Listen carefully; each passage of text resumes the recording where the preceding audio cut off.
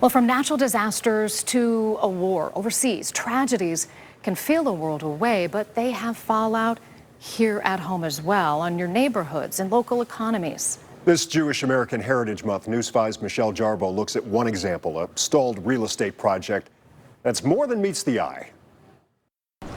I would never want my name on a project that looks like an eyesore. In this tightly packed pocket of Cleveland's Tremont neighborhood, these half-built townhomes have been sitting for more than a year. I was raised to understand that when you start something, you finish it. The builder, Andrew Gottlieb, Kitchen, dining area, knows this isn't what pantry, anyone wants to see. half bath. Tall grass outside, silence indoors, sheeting, Yeah. flapping on the roof. You know, the last thing I want is another vacant home in the city of Cleveland, and that's what we're in right now. We're in a vacant home. Frozen in time by a conflict 6,000 miles away. We are coming on the air with breaking news. Well, the situation is volatile and it's changing quite quickly, but here's what we know right now. On October 7th, 2023, 1,200 people died during Hamas-led attacks in Israel. They went to the park to celebrate their son's birthday. This family, a father, mother, and 2 young children, was killed. Imagine you're on Steele's Corner Drive leaving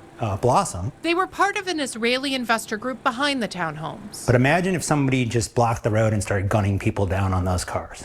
And that's what happened. Other investors had their lives uprooted as war threw communities into turmoil, shocking Israel's economy. A lot of our partners over there were, not even living in the area that it was attacked. They just so happened to be in the wrong place at the wrong time. Bringing progress on this 6-unit project to a halt. A story that, in other hands, might have ended in defeat. I think any developer or builder or anybody who's a partner in this project who isn't from that region and can't understand it would have walked away from this site. Andrew's parents moved to the United States from Israel, so this project has become deeply personal for him.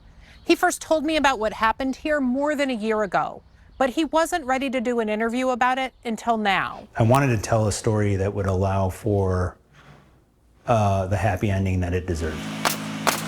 This week, workers finally started putting up siding on the first 2 homes.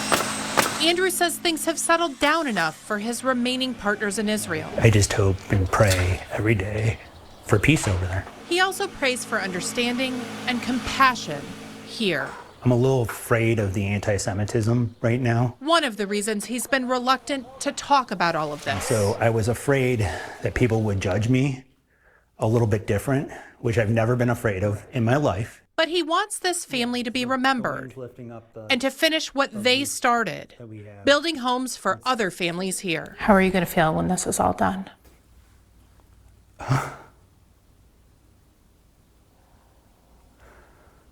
My dad, who's 82, who's Israeli, he always jokes that when we're finally done with that project, we're going to get drunk.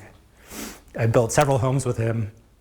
We've gone through many headaches on all the homes that we built because it's not easy being a builder. It's not easy being in construction. It's not easy dealing with, tariffs, inflation, and everything that has happened. I've yet to get drunk with him. So maybe this is the project. In Cleveland, Michelle Jarboe, News 5.